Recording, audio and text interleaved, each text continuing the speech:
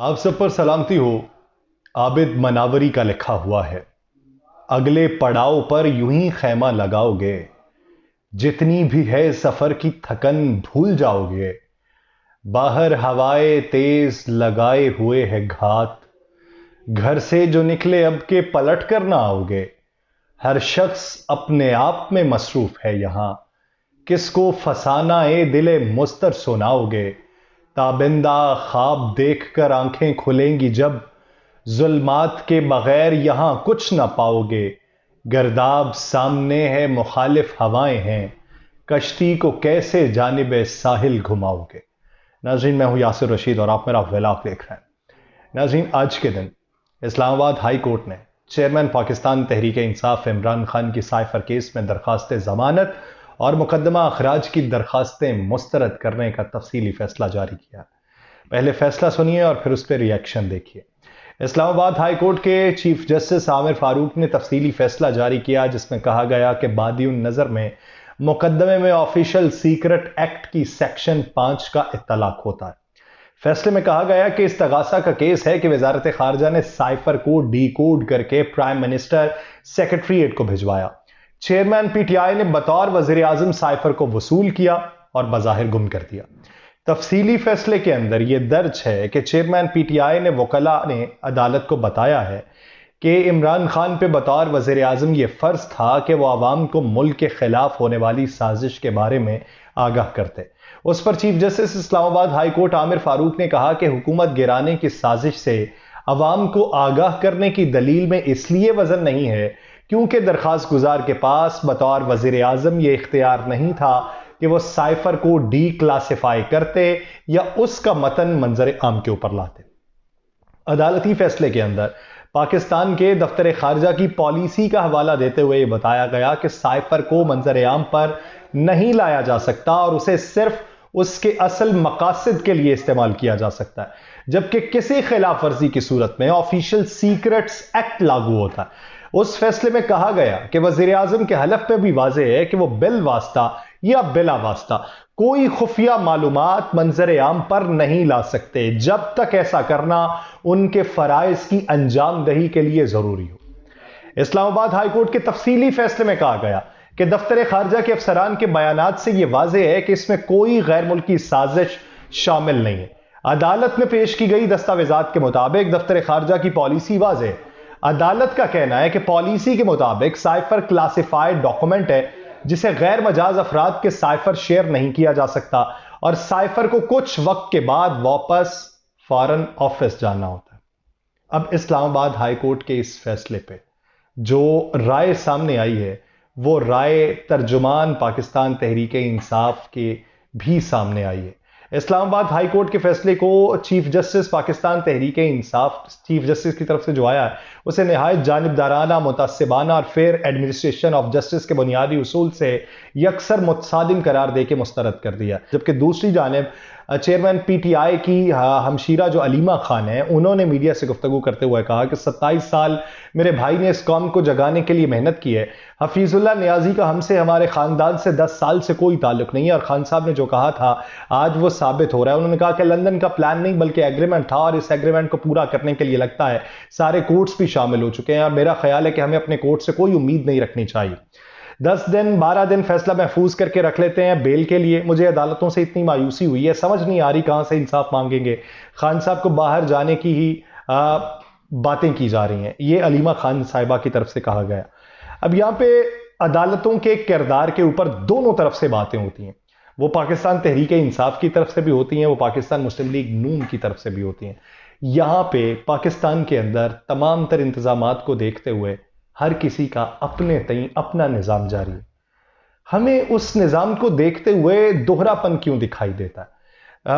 पाकिस्तान तहरीक इंसाफ के दिल से जुलूस की इजाज़त की दरख्वास्त जो थी वो पेशावर हाई कोर्ट में लगी हुई थी। उसमें एडवोकेट जनरल खैबर पख्तूनख्वा ने कहा कि आतिफ खान इश्तिहारी है, कैसे इश्तिहारी के हुजरे में कन्वेंशन की इजाज़त दे दें। जस्टिस एजाज अनवर साहब ने बात क्या की, कहते ये कोई नई बात नहीं है, कुछ इश्तिहारियों को तो प्रोटोकॉल में लाया जाता है। अब जजेस साहिबान अदालत के अंदर बैठ के ये बात कर रहे हैं, और किसके बारे में बात की जा रही है साहब पता है, सबको पता है। पाकिस्तान मुस्लिम लीग नून के ताहियात कायद मियां मोहम्मद नवाज शरीफ साहब के बारे में बातें हो रही हैं। तो वो कहते हैं कि एक इश्तिहारी को प्रोटोकॉल में लेके आया जाता है तो ये कोई नई बात नहीं है अगर दूसरे इश्तिहारी के आप घर में कन्वेंशन भी करवा दें। इसी तनाजुर में पाकिस्तान तहरीक इंसाफ क्या चाह रही है और वह किसकी हेल्प लेगी। पाकिस्तान तहरीक इंसाफ की वफ्द की जमीयत उलमा इस्लाम के सरबराह मौलाना फजलुर रहमान से मुलाकात हुई है।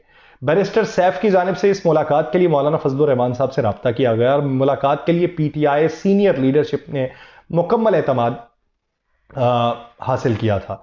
और पार्टी जराए ये बताते हैं कि 1 घंटा 15 मिनट की मुलाकात में ताज़ियत के साथ साथ मुल्क के उस सियासी हालात पर भी गुफ्तगू हुई। पार्टी जराए ने यह भी कहा कि मुलाकात का मकसद सियासी नफरतों में बातचीत के लिए साजगार माहौल को पैदा करना है और मौलाना फजलुर रहमान पीटीआई रहनुमाओं को गाड़ी तक बैठाने खुद बाहर आए। जराए के मुताबिक मौजूदा सियासी सूरत हाल पर मुख्तसर और खैरियत दरियाफ्त करने पर ज्यादा तवज्जो रही है और मुलाकात में पाकिस्तान अफगानिस्तान तजारत पर भी मुख्तसर गुफ्तगू हुई है और उसके अलावा मुख्तलिफ उमूर पर भी गुफ्तगू हुई। ये याद रहे कि गुज़श्ता रोज़ पाकिस्तान तहरीक इंसाफ के वक्त ने मौलाना फजलुर रहमान से इस्लामाबाद में उनकी रिहाइशगाह पर मुलाकात की थी और दोनों जमातें मुल्क की सियासत में सख्त हरीफ समझी जाती हैं।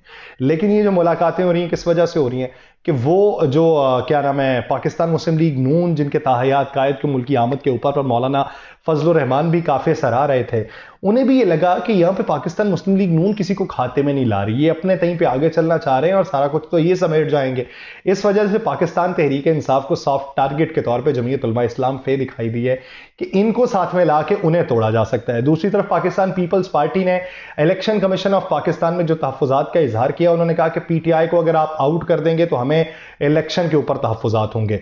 तो ये जो सारी चीज़ें ये पीटीआई के हक में जाएं ना जाएं, उनको कोई फायदा पहुंचाए ना पहुंचाए, ये नुकसान पाकिस्तान मुस्लिम लीग नून को जरूर होगा कि पाकिस्तान मुस्लिम लीग नून ने अपने माजी करीब के जो हरीफ थे, जो हलीफ थे, उनको हरीफ के अंदर तब्दील कर लिया है, तो वो उनके लिए मसाइल पैदा करेंगे। दूसरी तरफ अगर अदालती मंजरनामा देखा जाए, अदालती प्रोटोकॉल देखा जाए, तो जस्टिस मज़ाहिर अली अकबर नकवी साहब, जिन्हें पाकिस्तान तहरीक इंसाफ के लिए सॉफ्ट कॉर्नर रखने वाला समझा जाता है, उनके खिलाफ सामने आने वाली शिकायत पर शो कॉज नोटिस उन्हें सुप्रीम जुडिशल काउंसिल ने जारी कर दिया। चीफ जस्टिस ऑफ पाकिस्तान काजी फाइज ईसा की सरबराही में होने वाले सुप्रीम जुडिशल काउंसिल के इजलास में सुप्रीम कोर्ट के जज जस्टिस मज़ाहिर अली अकबर नकवी और साबिक chairman NAB justice retired Javed Iqbal के खिलाफ आने वाली शिकायत का जायजा लिया गया। उन्होंने बैलेंस किया, एक वो जिन्हें प्रो पीटीआई कुछ हल्के समझते हैं और दूसरे वो जिन्हें एंटी पीटीआई समझते हैं। सुप्रीम जुडिशल काउंसिल ने शिकायत पे जस्टिस मज़ाहिर अली अकबर नकवी को शो कॉज नोटिस जारी करते हुए उनसे 10 नवंबर तक जवाब तलब कर लिया। सुप्रीम जुडिशल काउंसिल ने अक्सरियत की बुनियाद पर जस्टिस मज़ाहिर अली अकबर नकवी को शो कॉज नोटिस जारी किया और काउंसिल के 3 के मुकाबले में 2 अराकीन ने जस्टिस मज़ाहिर को शो कॉज नोटिस की मुखालिफत की। पाकिस्तान बार काउंसिल ने जस्टिस मज़ाहिर अली अकबर नकवी की मुबैना ऑडियो लीक पे उनके खिलाफ रेफरेंस दायर किया था और जराए ये बताते हैं कि attorney general supreme judicial council के आइंदा इजलास में बतौर प्रोसिक्यूटर पेश होंगे, जबकि जस्टिस मज़ाहिर अली अकबर नकवी को काउंसिल की कार्रवाई खुली अदालत में चैलेंज करने का इख्तियार भी हासिल है। बतौर जज मुस्ताफी होने पर जस्टिस मज़ाहिर अली अकबर नकवी पेंशन और दीगर मराहत के हकदार भी होंगे, यानी उनके लिए रास्ते छोड़े गए हैं कि अगर आप मुस्ताफ़ी हो जाते हैं तो आपको पेंशन और दीगर मराहत दी जाएंगी बसूरत दीगर। अगर आप इसका सामना करना चाहते हैं, उधर गिल्टी आप हुए, तो फिर आपके लिए ये चीज़ें भी नहीं होंगी। तो यानी ये एक गोल्डन हैंड शेक के भी मुतरादिफ है। ये वो नैब के जो कवानीन है कि नैब के कवानीन में आप प्ली बार्गेन कर लें, ये उस जैसा भी कुछ दिखाई देता है।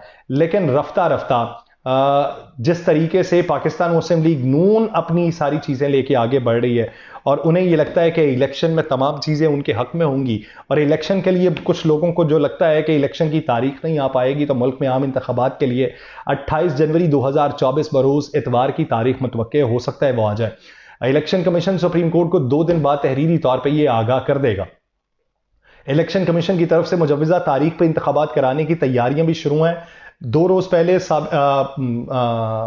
आरिफ अलवी साहब ने एक इंटरव्यू के दौरान इस खदशे का भी इजहार किया था कि उन्हें जनवरी 2024 में आम इंतखाबात होते नजर नहीं आ रहे, जिस पर इलेक्शन कमीशन ने गुज़श्ता रोज़ वजाहती बयान भी जारी किया था कि हम इंतखाबात के लिए मुकम्मल तौर पर तैयार हैं और हल्का बंदियों का अमल मुकम्मल होते ही इंतखाबात की तारीख का ऐलान कर दिया जाएगा और इम्कानात ये हैं कि 28 जनवरी की तारीख दी जाएगी। और इसी के तनाजुर में जो गैर मुल्की मुबस्सरीन हैं उनको भी पाकिस्तान आने की दावत दे दी गई है और उनके लिए TOR सेट किए गए हैं कि इन टर्म्स ऑन कंडीशंस के ऊपर ये जो आपने एसओपीज को फॉलो करना है, अगर आप इसके ऊपर पूरा उतरते हैं तो आप पाकिस्तान आ सकते हैं। आने वाले दिनों में बात मेरी वही है, पाकिस्तान तहरीक इंसाफ के बारे में जो मर्जी बातें करते रहें, पाकिस्तान तहरीक इंसाफ अगर खुद फायदा नहीं उठाती तो बहुत सी पार्टीज को नुकसान जरूर पहुंचाएगी। किन के जरिए पहुंचाएगी? उनके माजी के हलीफों के जरिए ही पहुंचाएगी। ये वक्त बताएगा। मुझे दीजिए इजाजत। अल्लाह ने के बाद।